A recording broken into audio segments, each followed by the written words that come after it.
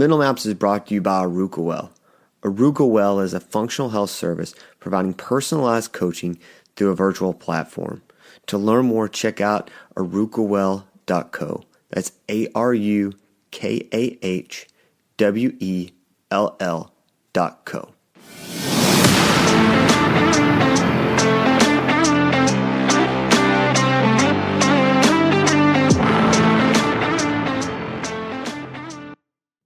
Welcome back to Mental Maps. As always, I hope this finds you well, no matter what season of life that you're in. Today, we're going to jump into a concept that I've been working through lately, and it's about information.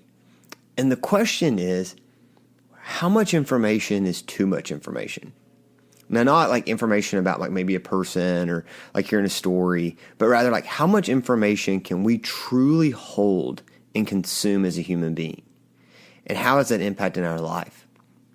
One of the catalysts in this is just in my clinical work and just spending time and setting with people, I get to see how much information is just like overloaded onto other humans, right?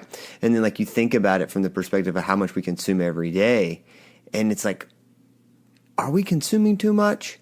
Is there really ability to manage all this? And so today we're going to talk about like, what does this look like? How is this present in our lives?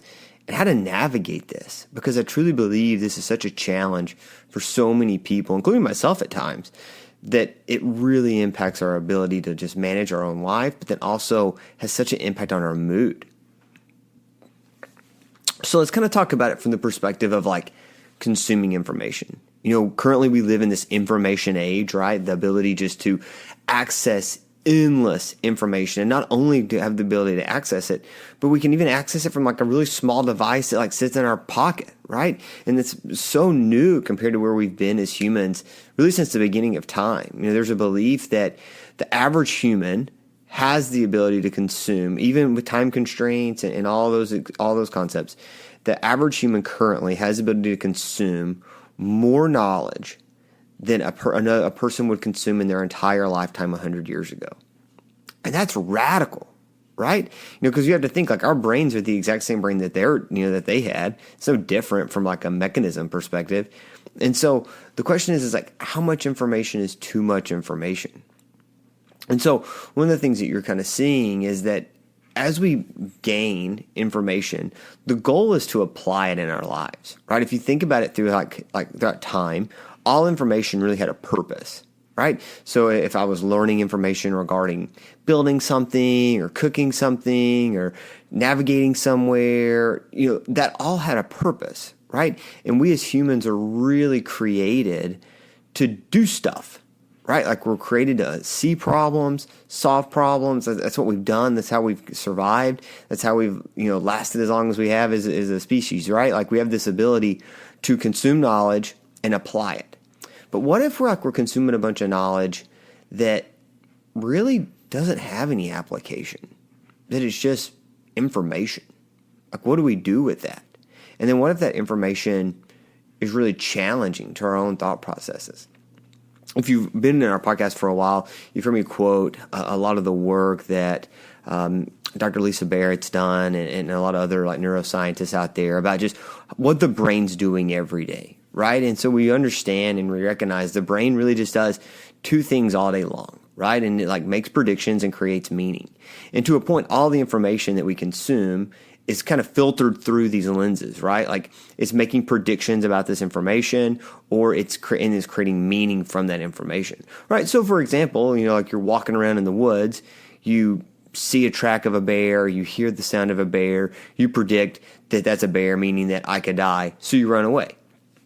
But one of the things that we've seen, especially in this information age, and really gaining information that's not applicable to day-to-day life, is that we're still trying to create predictions and meaning from this, but it's kind of getting hijacked. Let me give you an example with this. So, and this isn't my example. I heard this from another person, but I think this is a really great way to kind of see it, right? It's like, let's say, you were living 100 years ago, and your neighbor, Bill, his barn caught on fire, right?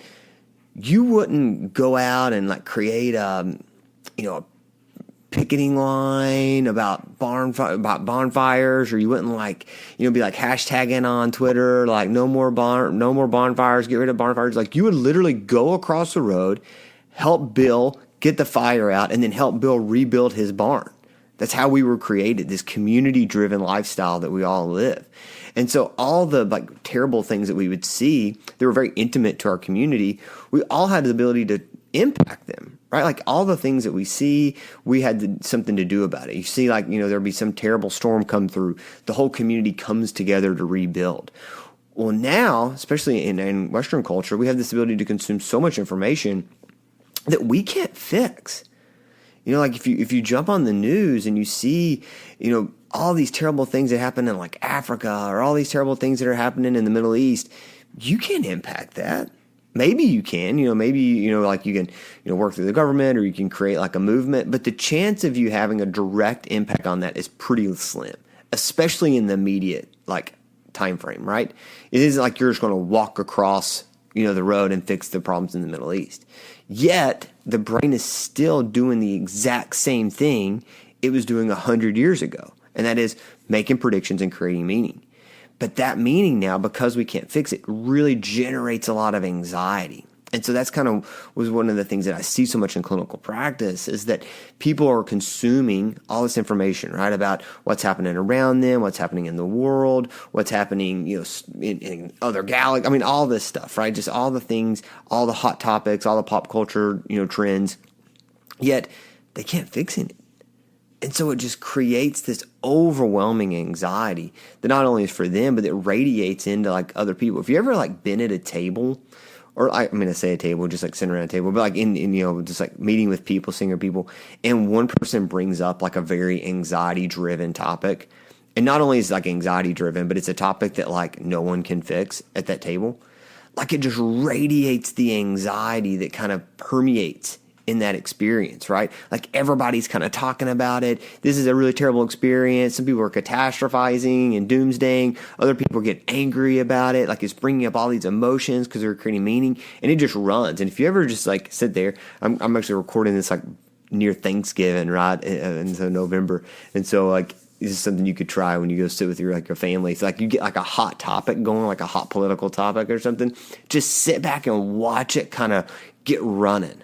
Right? And it will just permeate everybody, because the human brain is desiring to fix it, yet it can't.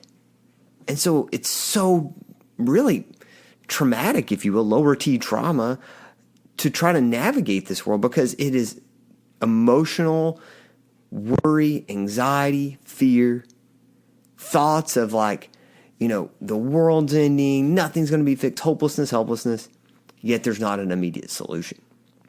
And so throughout this, this isn't something new, right? Like there's been books on this, dating back to like the, the mid 2000s, right? So like 2005, 2006, 2009, there's a couple books that really came out that, started to have this discussion, right? And a lot of this discussion has really been driven on the concept of social media, right? But I think it's even in other concepts of life too.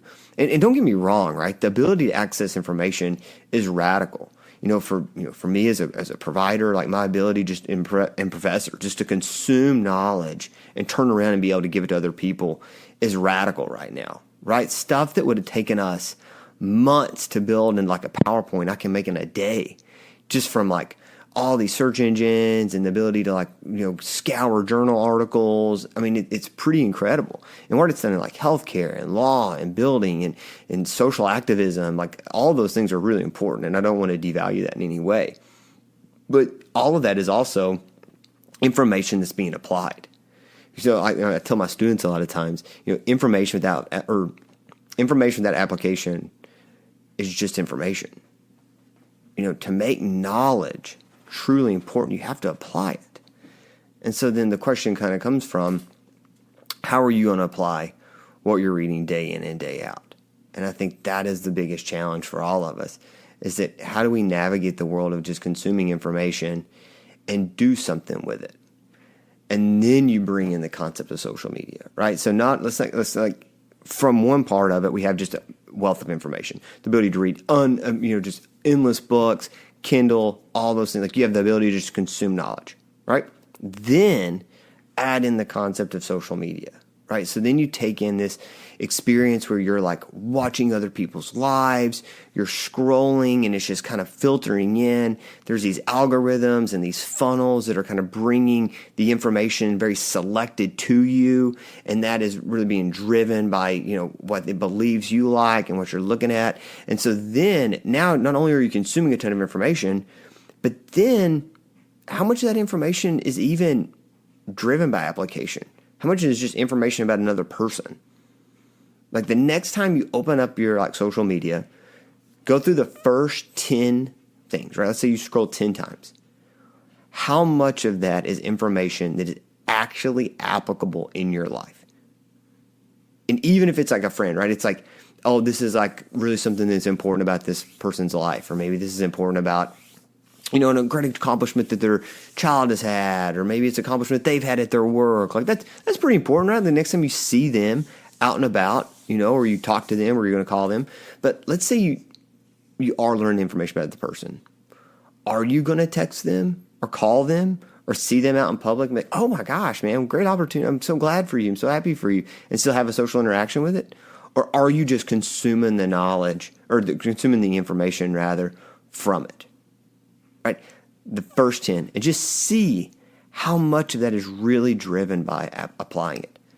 I remember for a while when I was on Instagram, I used to think that I had hijacked the algorithm, right? So I felt so good about myself because I had this algorithm that didn't have anybody I really knew on it. It was just this educational platform, so I believed. So there's a lot of stuff on micronutrients and other podcasters and outdoor adventure and all this stuff. But then I started to realize the more I scrolled, it was really bringing in this whole concept of no contentment, right? Because all I was doing was consuming information about what other people were doing that were way cooler than what I was doing, right? And so the information had no purpose. I mean, even if it was educational to a point, right? It still was driving this experience where these people were doing things that I wasn't doing. And so then it made me just, oh my gosh, this is so frustrating. My day-to-day sucks. I could be climbing a mountain instead of sitting behind a computer, And so then I began to realize this information is not applicable to me. This is literally just an entertainment that's been selected for me in an attempt to take my attention and focus it on that, right? So that I'll continue to consume more of it. So the question now is how do you navigate this world? Initially, it was that we're just going to let it all in and we're going to live this life and we're just going to be the superhuman, right?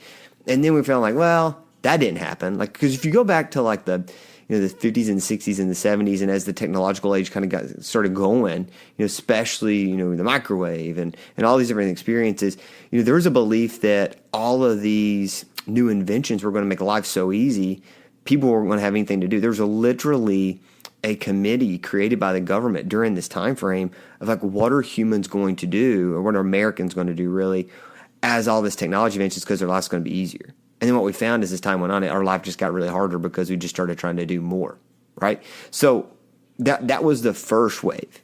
And then the second wave has been what you've seen in the past 10 years, right? Where it's kind of sling back of get rid of all of it. We don't want any more of it. And there's something to be said for that, right?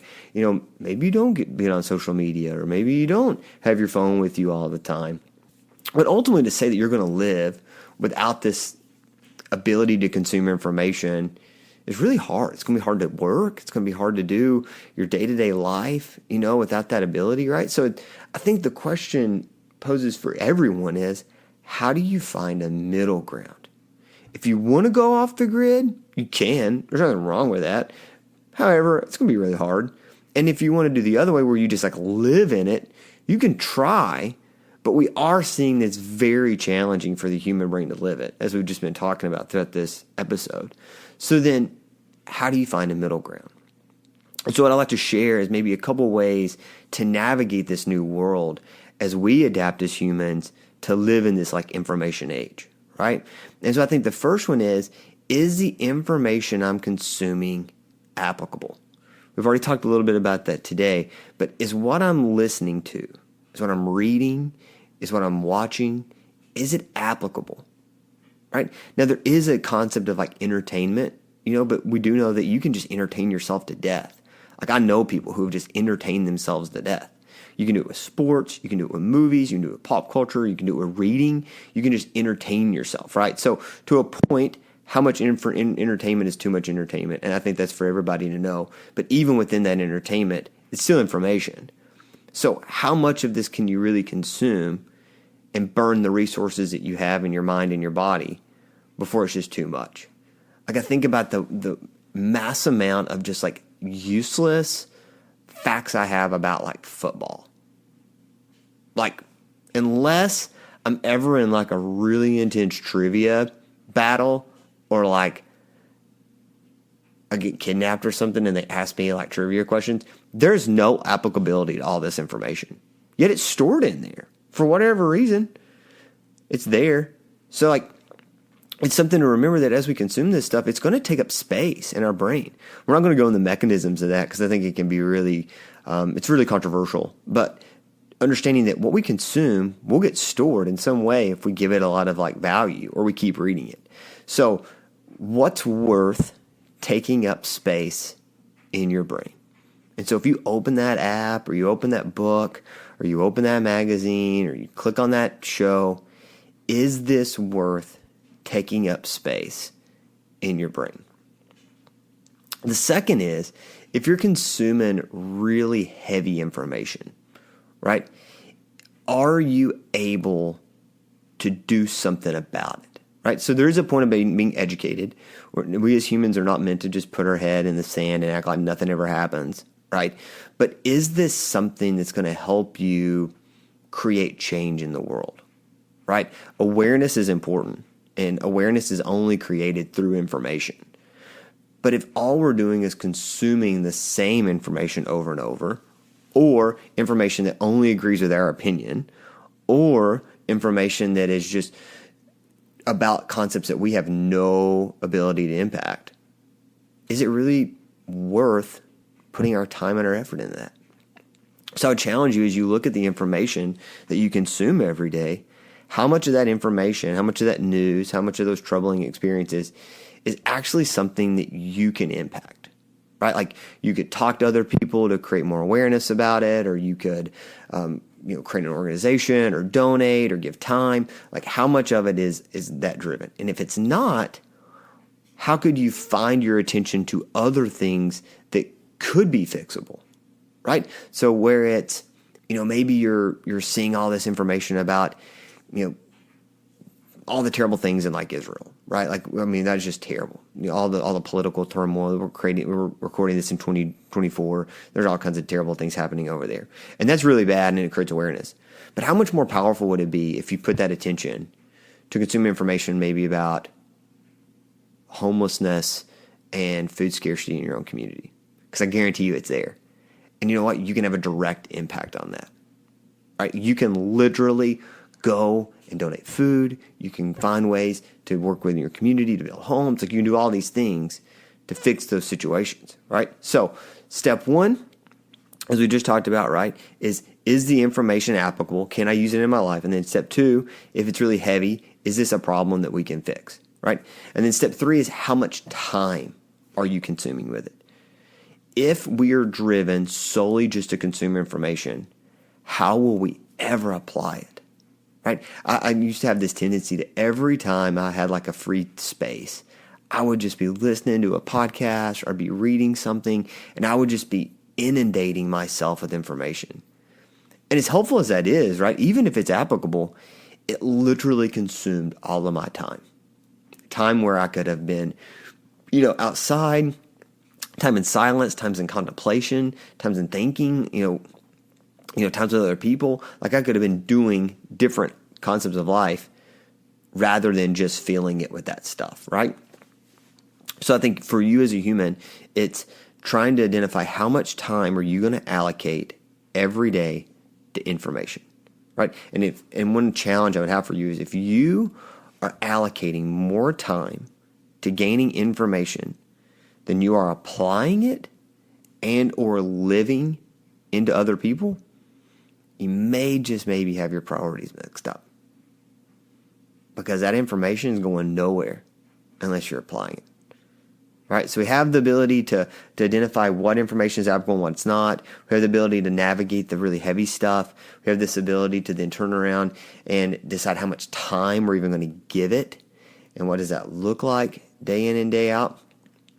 And then I think as you put that all together and you begin to live that out every day, what you're going to find is that you're going to be putting information on a scale, if you will, right? Like, is this really worth me giving my time for? Is this really worth me giving my resources for? And what you may find in that is you may not grab that magazine at the checkout counter at Publix. Or you may not go out and spend your morning doom scrolling and watching other people live their own life, right? Or even also, you may not be focused on creating information yourself, right? Because how many times we see people, and we've talked about it in this podcast before, who spend so much of their time just creating information to give out to the world. It's all these pictures, it's all this stuff, it's all this quote unquote content, right? And that content is just, filtering throughout their lives, and they miss out on life completely because they're either consuming it or they're creating it.